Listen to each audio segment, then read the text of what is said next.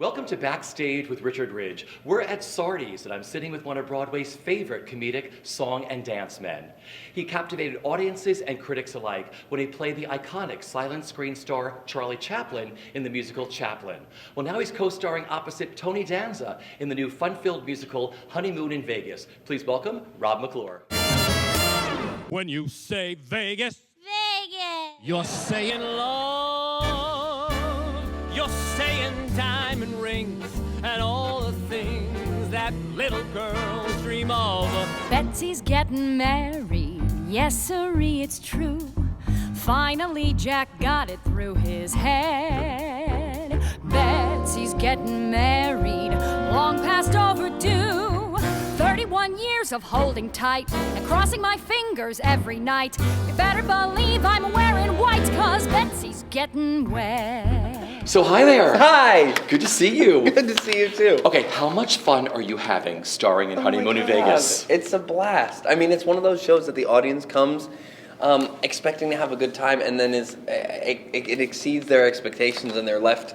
You know, Nancy Opel, I thought, put it really well the other day. She said they come expecting to eat cotton candy, and they leave having had a really satisfying meal. And I think that's absolutely right. I think they really are. This Jason score is so good. Yeah. When Stephen Sondheim came last week. All right, well, let's talk about this. So you come on stage, talk about your opening when you saw him. I enter with my back to the audience, spinning a little yellow umbrella, sort of a nod to Singing in the Rain, and I turn around, and that's my entrance, and there's a plink in the music, and I have a downbeat, and then I sing. And of course I turn around, plink, Stephen Sondheim, downbeat, sing. And I had just enough time to almost throw up, and then I started singing. And what's so funny about him is that he was delightful, and I couldn't help but keep him in my periphery all night. And he was so responsive to any of the wit or the rhyme, to Jason particularly. And I remember Tony Danza sang, "You thought you were broke, except you weren't. See, you've got currency, you don't know." And on that internal rhyme, I could see Sondheim in my periphery go, "Oh." And I went, see? He gets it. He knows how brilliant this is. Totally. And I spent the whole night with my heart in my throat, because that's the guy who, is the reason I'm in this in the first place. So much of this has to do, it's such a contemporary show, it's clever, it's smart, it's witty. So much has to do with Jason's score and Andrew's book. Yeah. What do you admire the most about them? I think Andrew knows funny. And what I love is that, people are talking to me a lot about how the show is so absurd, but always keeps one foot firmly planted in the real world. And I think that's where Jason and Andrew live. They like playing with the absurd, but I worked with this great director, a guy named Aaron Posner, and he uses the term called actually a lot, and I've learned to really love it. And basically what he means by that is the show we were doing together had murder in it. And it was one of those where a thunderclap and the lights would go out and come up and someone would have a knife in their back. That was the play that we were doing together. And Aaron Posner, we weren't quite getting to the stakes place where he wanted us. And he said, no, let's stop. What if the lights came on and someone you were sharing dinner with was actually lying there with a knife in their back? And you find yourself behaving larger than you were by actually applying a more real sense to it, a sense of urgency, a sense of real stakes. And that's where Honeymoon in Vegas feels ridiculous.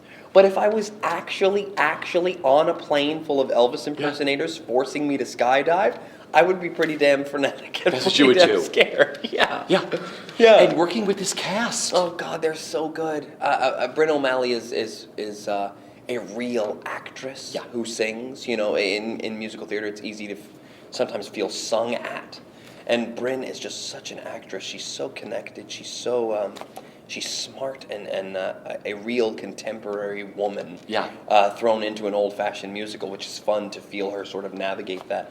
And Tony Danza is everything you imagine he is. He's you see a movie or a TV show and you go, God, I hope that person's as cool as I imagine they are. And he really is that guy. He really is the guy who, you'll come in and say, God, it's cold out. And he'll go, here, I made you chicken soup.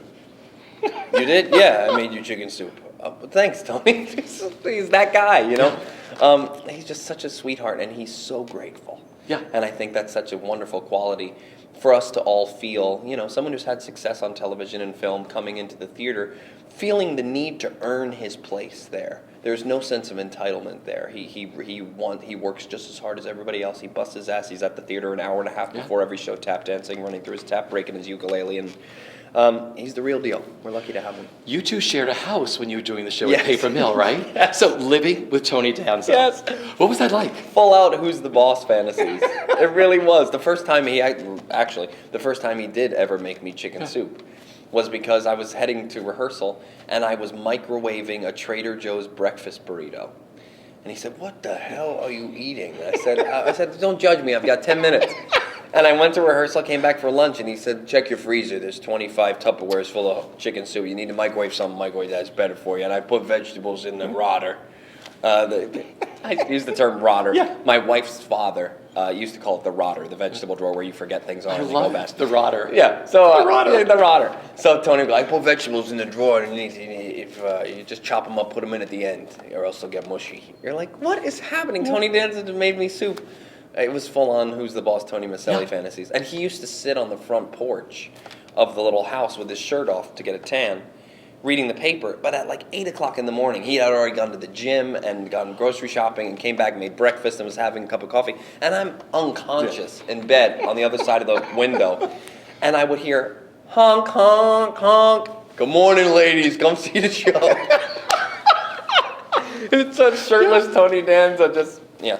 You're having the time of your life, aren't you, in this show? God, it's just so, it's so fun, and there's so much joy. By curtain call of that show, the amount of joy in that building is just overwhelming. Well, the audience is on their feet. Yeah, and it's just people who have had the time of their lives, and it does sort of have a sucker punch of heart. Yeah. You find yourself, I find people talking to me about my landing in the Elvis costume, and it's such an absurd moment. I'm crashing through the ceiling of a Vegas showroom, and I grab her and I hug her and I kiss her. And there are people coming up to me telling me that they get emotional because it's so absurd, but the extent for which we'll go for love. For love, exactly. Yeah, it's a musical. It's a great musical written in a way that they don't write many anymore. Yeah. And we're finding that a lot of the great musical writers, Stephen Schwartz and Stephen Sondheim, and those people who wrote those shows that this is trying to harken back to, are coming and loving it. Just coming back and saying the sweetest, kindest things. So we're thrilled to be sort of bringing contemporary sensibility to the roads that they've paved for. I want to go back to the beginning. One of your obsessions was the musical Sweeney Todd, which changed everything Not was, for you. is. Okay, is. Yeah. It's So how did good. it all begin? Tell me. So I did, the first show I ever did was called Anything Goes, obviously.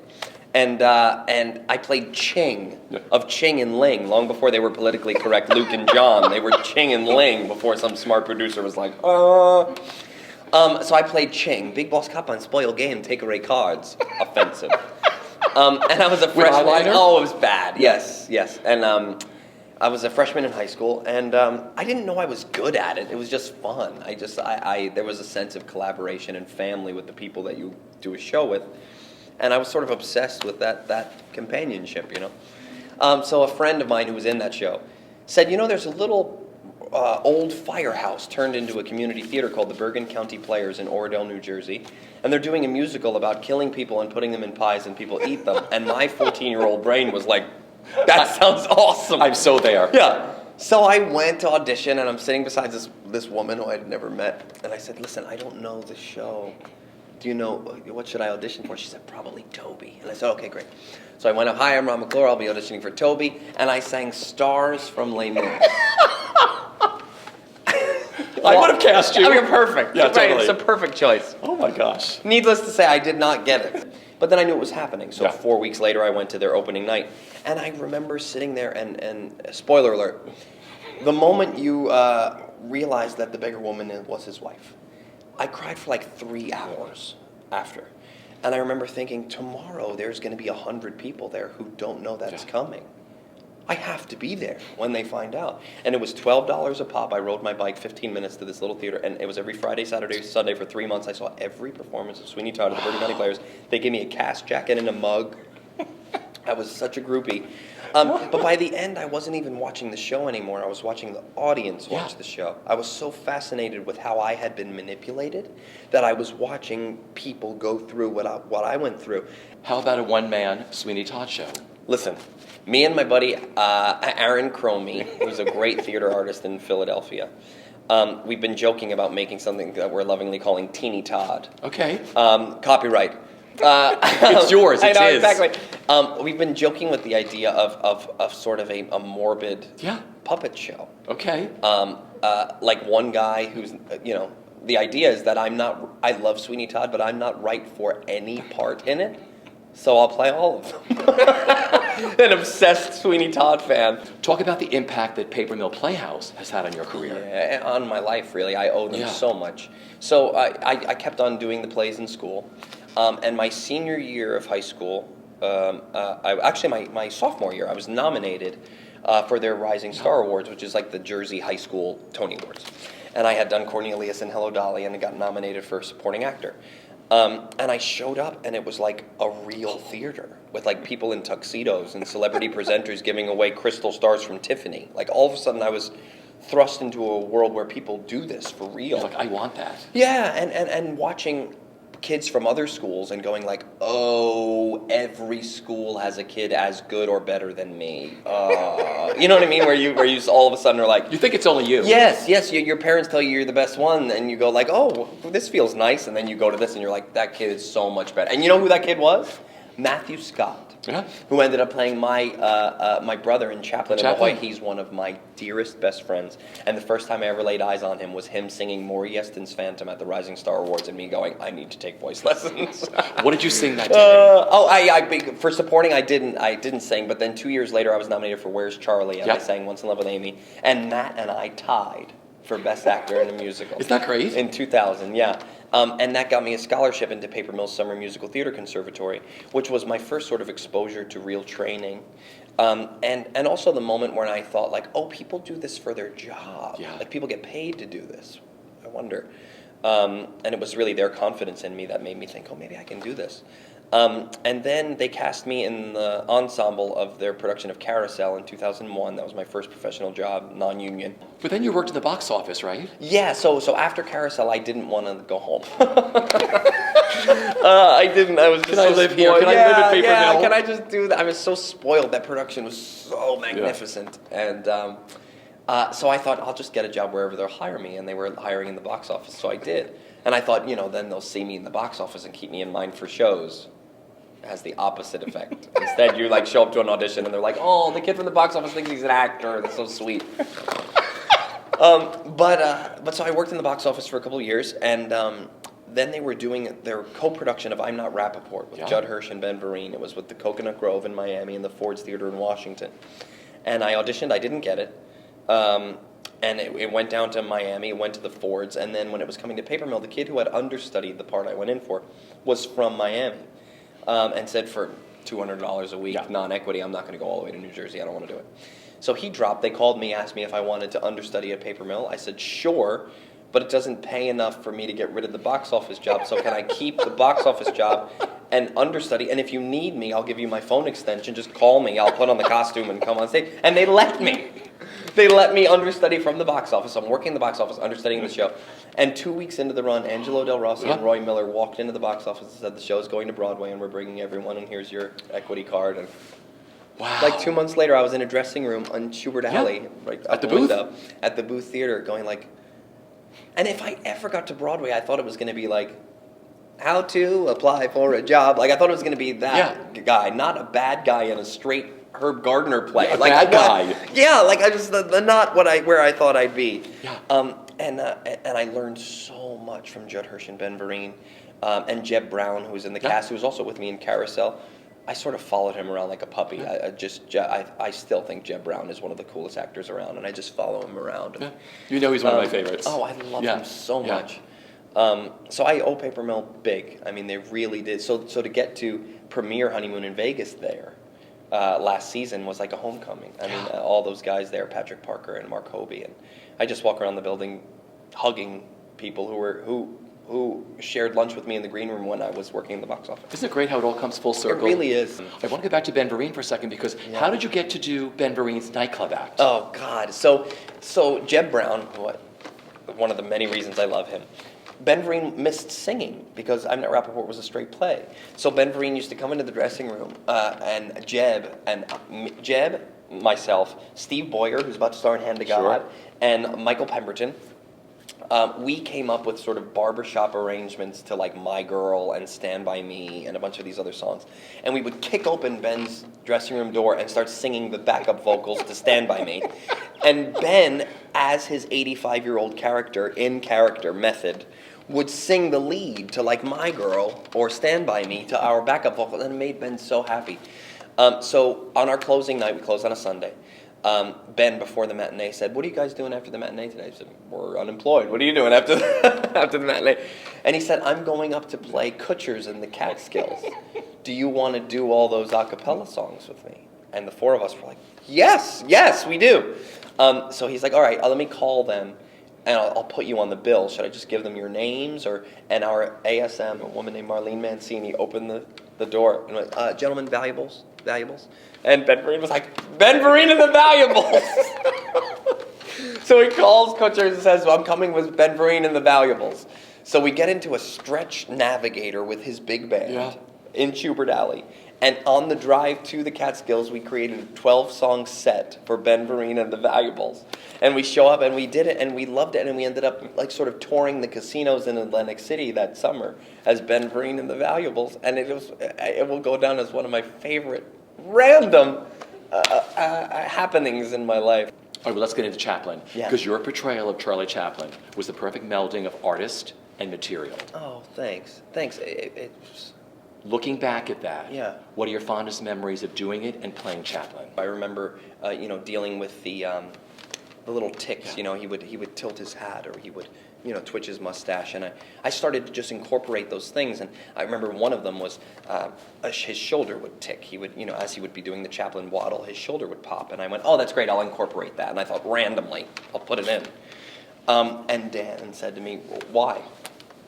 So, well, because he does. No, when did he do it? Why did he do it? I said, he just sort of randomly, no, go back and watch it. It wasn't random. And I would go back and watch it. And he didn't necessarily know the answer, but he was telling me there is an answer. So I went back and I watched it, and sure as anything, it was always right after he had been disappointed, either by a woman or by a financial missed opportunity.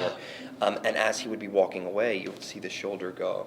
And he was shaking it off, shake it off. And all those little tics started to be a physical vocabulary with which he was communicating. Nothing was gratuitous. Everything was for a storytelling purpose. How many acrobatics and stunts did you have to learn, do you think, for Chaplin? A lot. I would probably say between, the violin and the roller skating and the tightrope walking and the pratfalls and the running on they built a table that was Lazy Susan. And so the physical tricks were sort of endless. And the second act, as he aged, that sort of calmed down a bit. But the first act in particular was really a series of crazy tricks. I remember I had to do a backward roll with a glass of wine and not spill the wine after the roll. And what really became the trick was, if one went wrong, not letting it tumble into the next 15. Hey, Sid, I think I might have found my place, Sid. People recognize my face, Sid. All around the town they ask me, aren't you in that movie? It's really quite amazing. I think now my life is changing. One day my future was unseen, and the next day my name's up on a screen. And hey, Sid, I think I finally found my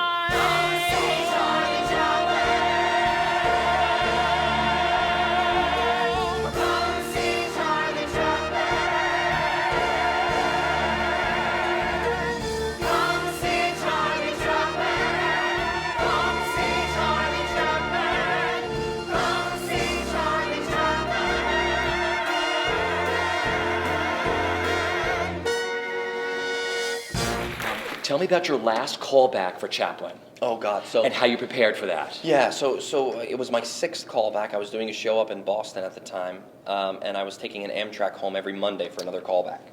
And I came back from what I thought was my final callback, and it was on a Monday, and it was at 5 o'clock, and I sang through the material, I read the scenes. And they said, what time is your train back to Boston tomorrow? I said, it's at noon. They said, great, come back tomorrow at 10. And they said, have a 2-minute Chaplin-y thing ready. I was like, what the hell does that mean? So I went home and I panicked, and I was with my wife at 3 o'clock in the morning, like not able to go to sleep because I didn't know what I was going to do. And she said, well, why don't you bring music so you're not hung out to dry with the sort of silence of the room? And I thought, well, that's good. So I looked through the playlist on my phone, my classical music playlist, and I had Flight of the Bumblebee. Yeah. And I thought, I'm going to bring in Flight of the Bumblebee and a fly swatter, and I'm going to fight an invisible fly and lose. That's it. And I fell asleep. And I woke up the next morning, got on the Amtrak train from Philly, where I live, with the headphones, Flight of the Bumblebee, and a fly swatter. I'm sure everyone on the train thought I was out of my mind, because I was literally doing like all this weirdography. And the first time I did it on my feet was in the room. And they laughed, and I was so relieved that they laughed. And that was sort of the linchpin, the moment that they saw the physicality was there in addition to the book and the songs and stuff. And then you got it. And then I got it. It was crazy. And it was all because a lot of it had to do with that choice you made the night before to go in there and do what you did. Yeah, I have found that a lot, between Chaplin and Avenue Q as well. The audition moment when I decide to do something that's either going to go really well or really bad is when I know it's the right idea, because I know it's not a safe one. Because it's all the auditions that I go, and when I do what I think I'm supposed to do, that I don't get it, or they don't respond, or I don't get a connection. It's always the one where I go, it'd be crazy, but I think strangely appropriate, this thing. They're either going to love it or hate it, but I think that's the way to go. Those are the ones I end up getting. Okay, because at Avenue Q, you were there that day, and then the casting director came out, and what did she say? Tell me that story. Cindy Tolan came out, and there was an open call, and there was 500 kids waiting to go in for Princeton. And I had my little Purpose-ish pop song ready. And I was listening to all these New York theater boys go in and like belt Suddenly Seymour and Lost in the Wilderness and riffing their faces off.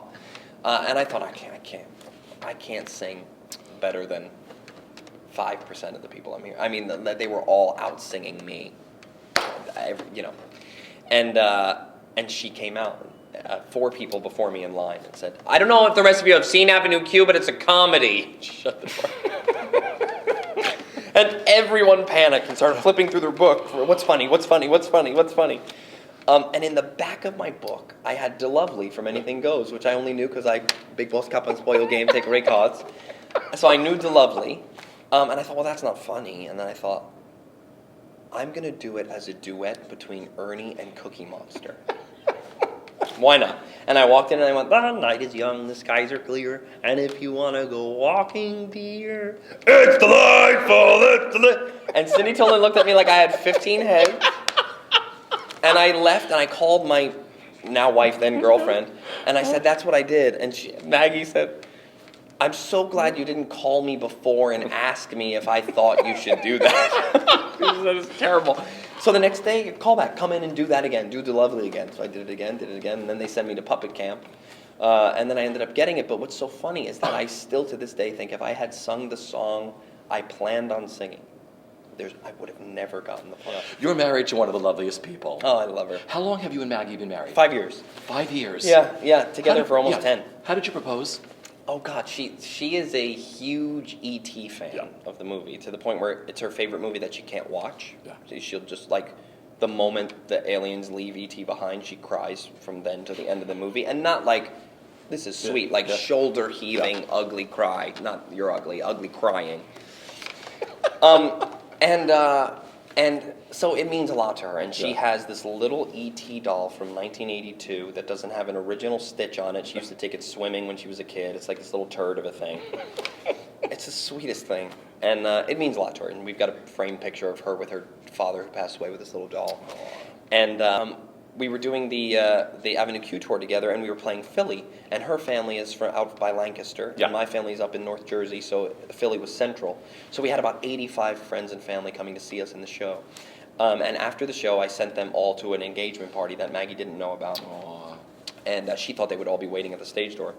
And the theater empties out, and they all go to the party, and she's getting dressed to go meet her family in her dressing room, and I left a Reese's Pieces trail, like E.T. from her dressing room to the stage, and I'm waiting on the stage, and I hear her downstairs, and she goes, "Somebody spilled, oh, it's just like E.T." And I just hear that, and after I don't hear anything anymore. And there's just quiet, and I'm waiting for her to come up the stairs, and she finally gets up the stairs, and her little E.T. doll was in the middle of the stage holding the box, and our set designer hit the John Williams, ba-da-da-da-da-da-da. She lost her mind. And I proposed, and I knew I was marrying the right woman who would appreciate that. Because for the wrong person, that could be an awful proposal. But it was for the right person. It went down well. It was beautiful. It was beautiful. You two are obsessed with the TV show. Another obsession, the TV show Lost. Like dangerously so. Dangerously so. Yeah, when we first met, actually, in 2005, she was already like a season in. Okay. And I remember her saying, like, "It's really great. I'm having a wonderful time dating you. Just so you know, you can either start watching Lost or not see me on Thursdays." I was like, okay.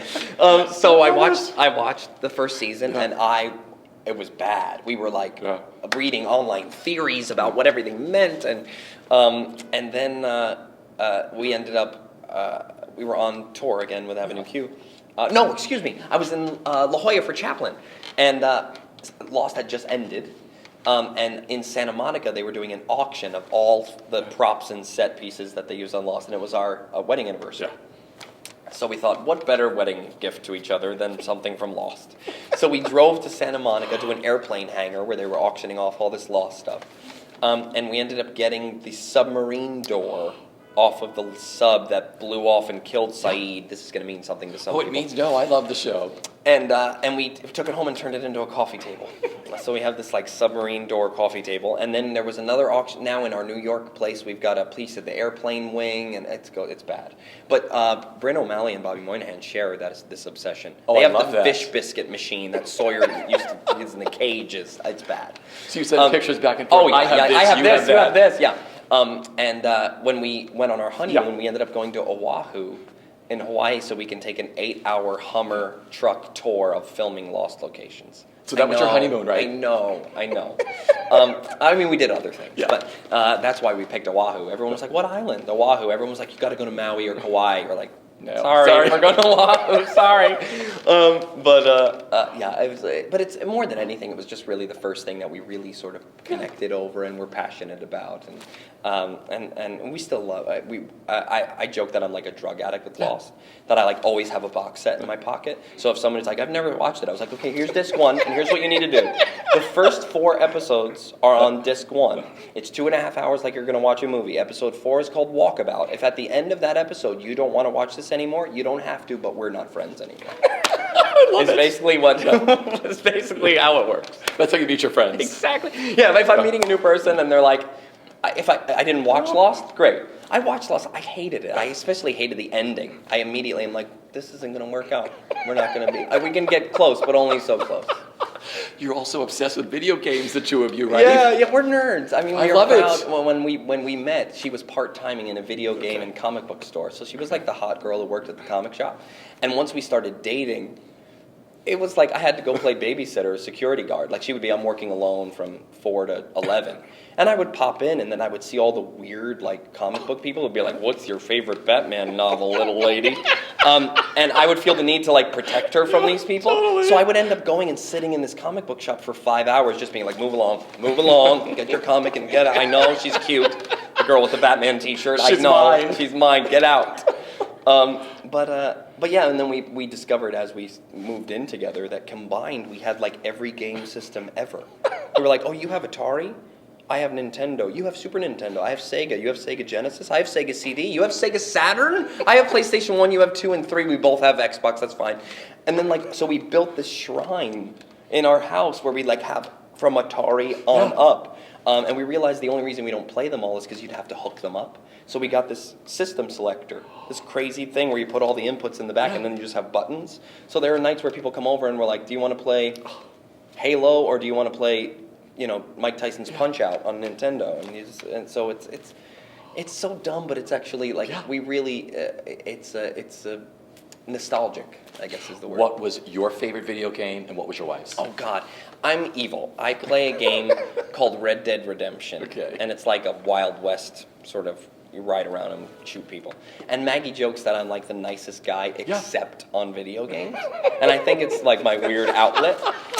There's like this multiplayer where you can, I'm one of these, I'm so embarrassed to admit that I'm like a headset person. And in this game, you can like ride around on your horse, and every other cowboy you see is another person at home with their headset that you can like hear and talk to. And I'm so evil, Richard. You're the nicest guy in the world. So bad. Well, you know, I want to play a game with you. There's so much more I want to ask you, so we're going to play a little game before we go, okay? 9 things we want to know about Rob McClure, okay? Here we go. Number 1, favorite food. Oh God, it's an Italian dessert called struffoli that my grandmother taught me to make. They're those little fried dough balls covered in honey with sprinkles. Okay. Favorite cocktail.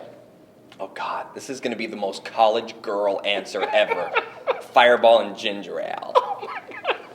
Ew. Sorry, it's a true story. Favorite piece of clothing you cannot live without. Oh God, pajama pants. Okay. Dream role you'd like to play. Oh God. It's not going to be for a while, but Ebenezer Scrooge. Really? In a musical or? In any real incarnation, I think that that's one of the greatest sort of redemption stories of an everyman. Perfect. Favorite musical. Sweeney Todd, the Demon Barber of Fleet Street. Teeny Todd. Teeny the new Todd. version. Favorite play. Favorite play. Oh God, that's so hard. There are so many categories. Oh God. Favorite drama. Drama. I would say it's probably somewhere between Americana of Mice and Men and Equus. Oh, good. Okay. Favorite comedy. Somewhere in between. Oh God. It's probably Noises Off. Okay. You own a house, so favorite household item you are obsessed with. Oh, I have a coffee table. Okay. That because our dining room is being renovated by us. I say renovated like we can afford to pay other people. We're putting sheetrock in our own dining room. It's a coffee table that has like spring loaded, so the top of it can sort of lift up and become a table. Like so as you're watching television, you can bring the food closer to your face. Favorite audition song. Favorite audition song. I would say On the Street Where You Live. Okay. I think it's just an earnest representation of an honest person communicating through song. Perfect. Last thing you do before you make your entrance on stage in Honeymoon in Vegas. What's funny is that the song I Love Betsy is sort of in a old world fashion. And vocally, I try and get into a sort of less contemporary tone because I feel like Jack starts in a sort of Gene Kelly-ish place. So I actually, in the orchestra pit, I warm up singing one of his songs, which is Wonderful You. I'm glad I met you, you wonderful you, I can't forget you.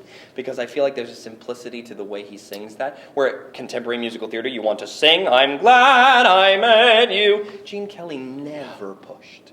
Never. He let the audience come to them.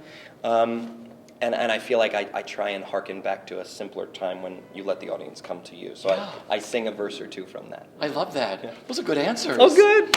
My final question is, what is the best bit of advice that you've been given, personally or professionally, that you live by? Professional advice, I would say, was sort of to, I remember someone saying to me, don't only figure out who you are, figure out who you're not. Yeah. And I feel like that was really important to me. And it's not about like sort of conceding to, I'll never be that.